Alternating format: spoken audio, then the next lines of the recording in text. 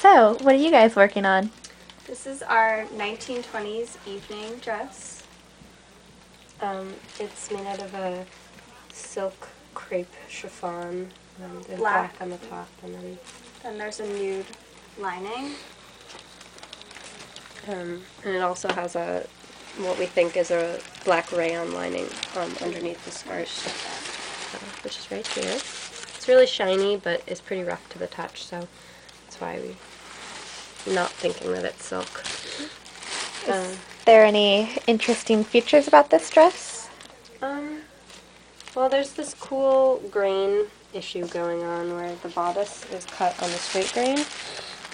You can see the lines, but then it changes once you get to the cross grain. waist. And then you can see these sort of panels lead into the skirt, which is on all kinds of different biases. So it's pretty interesting in terms of that. There's also a ruffle at the neckline and at the sleeves, and this neckline where it's a crew neck, but then it appears to also be a V-neck. And it would sort of be an illusion when you wore it because it would look almost nude when you wore it. There's also some significant discoloration on the ruffle, and underneath you can see where it's sort of red and spotted. We're not really sure what that's from.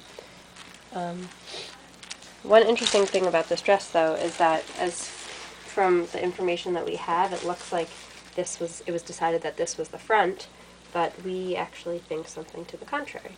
Side of the dress, and we're not sure if it's the front or the back because of the neckline.